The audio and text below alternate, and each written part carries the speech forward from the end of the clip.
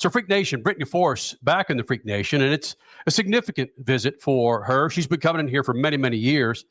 Two-time NHRA Top Fuel champion joining us here in the Freak Nation. And with Pomona being your last weekend, Brittany, I would imagine that there are people coming out of the woodwork that you haven't heard from in years, maybe a decade or two, either saying, Brittany, what the hell are you doing? Or congratulations on this move to, again, start a family in 2026. Yeah, definitely. The reaction has been very positive. It was in Reading, Pennsylvania, right when our countdown kicked off. I made the announcement out at the racetrack, and I was uncertain the reaction I would get, especially from fans, but it's been really positive, really supportive, which is great. Coming into this it wasn't an easy decision. It's been on my mind for a while, and I was lucky to have, my team involved, my crew chiefs, John Force Racing, my family, and our sponsors all on board. And when we made the announcement, but I'm excited to get to Pomona. These countdown races have been, pretty outstanding. We just came out of a win in Las Vegas. So we want to do it again in Pomona. Hey, Brittany, what negative would you hear from fans or somebody about you retiring? What's the negative? I don't get that. I've seen it a lot on social media. When I would post pictures with my husband or our wedding photo or whatever it was, I'd always see the not a lot, but the negative ones of, oh, you're going to quit just like your sisters. Oh, you're going to leave. You're going to quit NHRA drag racing to go have more babies. Just that negative thing. So I've seen that. So I was kind of concerned, am I going to see that out of the ropes? And I have not at all. I actually had people bring me gifts just thanking me for the last 13 years. So again, it's been really positive, which is really touches your heart. Let that sink in what you just said. Thanking you for the last 13 years. That's incredible. 13 years, a little Taylor Swift tribute right there. Thank you. I know it was in Reading right after the announcement. I had gone over and signed at the ropes and signed a few autographs. People congratulated me. And then one fan had come up to me and said, thank you, congratulations. We're really excited for you, but thank you for, the 13 years and allowing us to follow along in your journey and watch you win races and thank you for those 13 years. And that kind of just put me back. I was so shocked to hear that. It was really special to hear something like that. Just that, by doing what I love, I had that effect on a handful of people. Handful. You're being modest. You had that effect on thousands upon thousands of people, especially little girls. And you now, and I know this means a lot to you, but just in case people who are watching might not be fully aware, you now are the winningest female driver in Top Fuel history, something that has stood since, I believe, the 70s. So that's just huge too. You are going out on a high note. You don't have to be the champion to do that. You have broken records. You have made your name, and regardless of what happens in the future in racing, you will always be in the history books. It's amazing. Thank you. I know that Las Vegas win was a big one for us. It was number 19 and it opened, it allowed us to take that title, winningest female in Top Fuel. I mean, I had heard it back, like probably months ago, and it just kind of, I had forgotten about it. My focus was other places. And then when I had made my announcement and we were coming into the countdown, there was a lot of voices, a lot of, side talk about, well, you have to get that number 19. So you're the winningest female in Top Fuel. And it was like, holy crap, I don't have enough pressure. Now we're going to add this one on. So it was really great to do that with my team. And again, my guys have been so supportive. When we came in, again, they knew before I made the announcement, but when we came into this countdown, they're like, we need to get you to that winner circle. They're like, we don't care about winning for us. We are winning this for you. And it was just to see those guys, like obviously they want to come out, their plan, our goal is to come out and win every weekend, but it was more important to get me that win because it was so special and it was such a historic win for all of us. What's the most important thing you want to leave as your legacy as Brittany Force or the legacy of the Force sisters in drag racing? Is there something in particular that you would like to be laid down for future females in the sport? More than wins and, our successes, I would say that by doing what I love and driving my race car every single weekend, that, I hope to be remembered by inspiring people. That by doing what I love, maybe people can step outside their comfort zone, chase down what they want to do. And even if it's completely against the odds, if they're whatever it is, whether it's related to drag racing or completely outside of drag racing, if doing what I love to do can inspire them in their own world, their own life, then that's a win in itself. And that's, I think, what I hope to be remembered by, more than wins, championships, mile per hour, speed records, more than any of it. When you say stepping outside your comfort zone, again, for those people who may not be aware, was it outside the family comfort zone of you going Top Fuel versus Funny Car? That was definitely one of them. Also, going pro for me, I raced Super Comp and A Fuel, and my plan was to stay in an A Fuel dragster. That's really what I loved. And to me, that car was fast enough. So I had the opportunity to jump into a Top Fuel car, wasn't going to turn it down, but definitely pushed me past my limit, stepping outside of what I was really comfortable with. But for me, I've always, it was always something my dad and mom always said, and it's just ingrained in me that you got to give something a chance once. You can't say no to something before you've even tried it. So there's been many times throughout my career where I pushed myself past my comfort zone. When I wrecked in 2018, climbing back in that car 2 weeks later in Phoenix, that pushed me past my comfort zone. It taught me a lot about, my mental toughness and what we're capable of if you put your mind to something. So a lot of things throughout my career kind of go hand in hand with that. Very nice. Wow. Brittany, Cole Cusimano here. I've got to ask, as you ready for this next chapter of your life and motherhood, there's been obviously quite a few drivers in the NHRA garage paddock that have had children recently, thinking about Tony Stewart, obviously. Mm-hmm. What's the best or most interesting piece of advice on parenting that you've gotten from somebody in that NHRA garage paddock? Oh, shoot. I don't know if I've had... I don't think I've had any conversations about that directly in NHRA drag racing, unless it came from my sisters. Of course. I guess it'd have to be for my sisters, but it's watching them by example. My little sister just had her third little girl, her and Graham Rahal. So we were really excited about that. But, watching them make the decision to, step out of the seat, they did it in the right manner. They did it in the right way. And I really, admire them for that.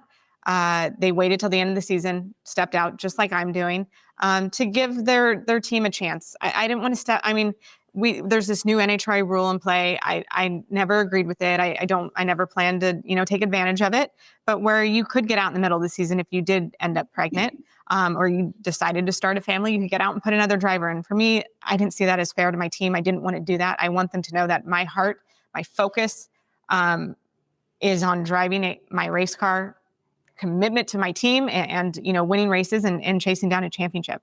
And I want them to never worry about that there was anything else going on except that. So that's why I made the decision the way I did. So I guess watching my sisters and the way they did it was probably a great example for me.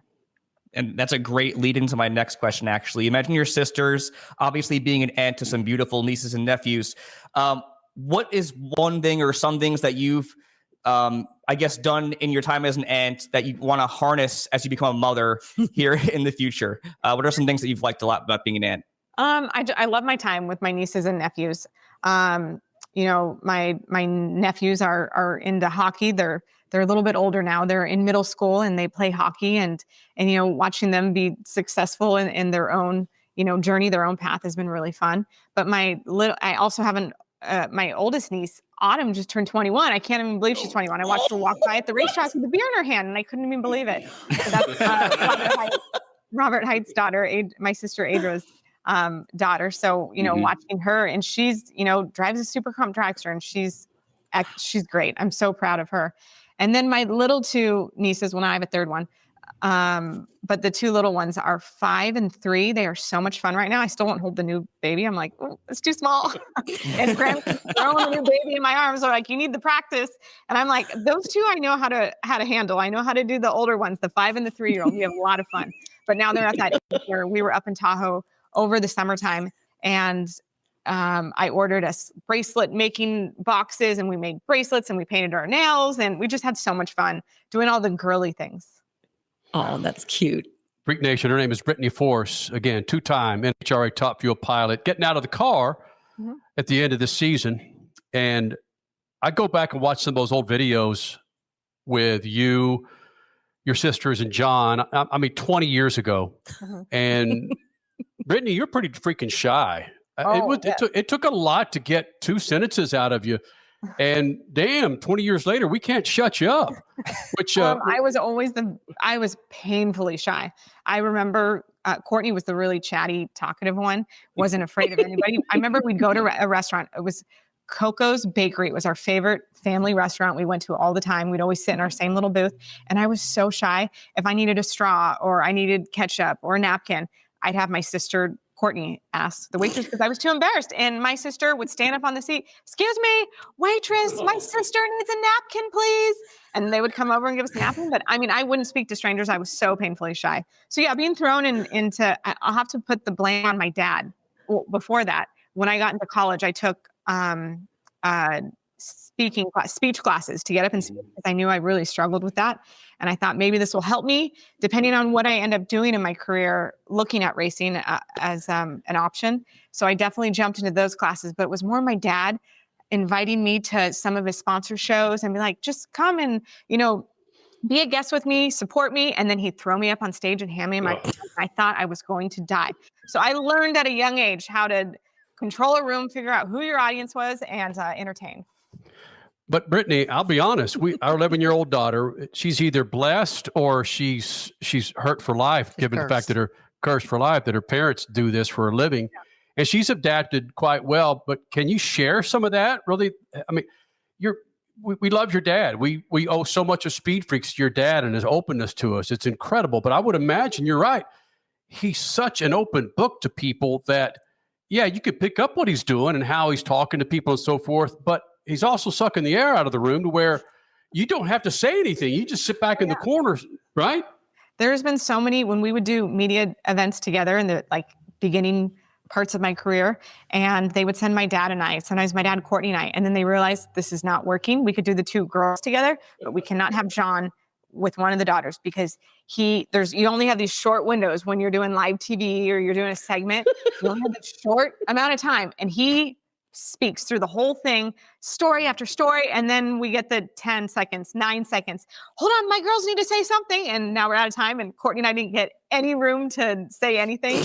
So they changed that after we saw there was a pattern with my dad, really taking over the room in the interview and not leaving any room for anybody else. We've changed that a little bit, but lesson learned. Who's hosting Thanksgiving this year?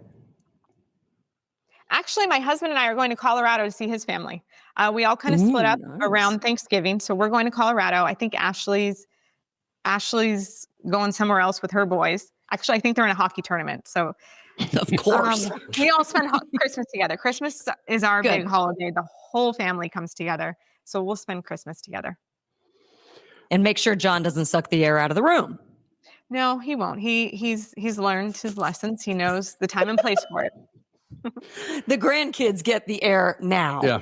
Yeah. Hey, Brittany, who's going to have the most difficult time once you make your final pass this weekend, you or your dad?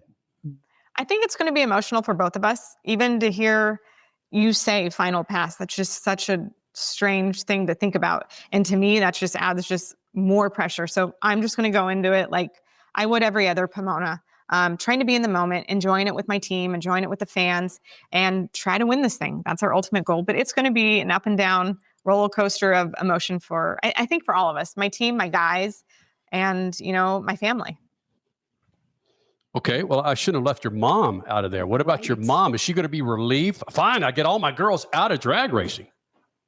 She loves this sport so much. And last weekend when we won in Las Vegas, since Epping, I've been we're always chasing a win, but looking at my career and the end of the season coming up so quickly, I'm like, I got to get my mom a win. So she was in Las Vegas. Everything worked out perfectly. I was able to give her that trophy and she was all emotional about it. And she's like, I have funny card trophies, Wally's from your dad that say funny car, but I don't have a Top Fuel one. It's going right on my desk. So she was really excited about that. I was so happy she was there for that win. It was a big one, but I've been trying to get her again. When I came into this season and I knew it was going to be my last season, I'm like, I got to bring home my mom a win. And then how do you time it with, she also needs to be at that racetrack. So it all worked out. Whoa, well done. That's awesome. That's amazing. So, Brittany, can we leave it like this, where you're still leaving the door open to possibly come back? Is that right? Yes. Yep. Leaving the door open. It's just a decision for further down the road once I get there. I don't know until I'm there. And I don't know what God has in store for me. So we will see. Maybe I'll be back sooner than I thought, and maybe not. I don't know. But the thing is, going out, at least right now, your mood is amazing, and that's what matters the most. So yeah, have fun with this. Thank you. I plan to. Like Pomona's it's a home track. It has this nostalgic feel. I remember sitting in the stands watching my dad not just win races, but win championships with my sisters, my mom, and my grandma. I remember sitting in the stands watching, and just the stands were just packed. Trying to get out of the stands was impossible because there were so many just herds of people. And I remember driving in Super Comp in A Field. I remember debuting in my Castrol car in 2013 in Pomona, and then winning a championship there. It's just such a special racetrack with so many great memories. I want to enjoy this final one at the moment, and hopefully, go out on a high note. Well, Brittany, thank you so much for being available for us over the years and opening up for us and continuing the conversations that actually we're proud to be a part of when it comes to women in drag racing. It's been a lot of fun. Thank you so much. I appreciate you guys. I mean, I remember beginning of the year interviewing with you guys. I remember sitting in my trailer in my lounge with Elon Warner handing me the phone, and I remember interviewing with you guys so long ago. So thank you for all the years, and I've always loved you guys. Well, we love you too, and love your family, and absolutely appreciate the Force name and how many times the Forces have come here in the Freak Nation. So again, Brittany, we thank you. Thank you so much. And go enjoy those holidays. Thank you. You guys too.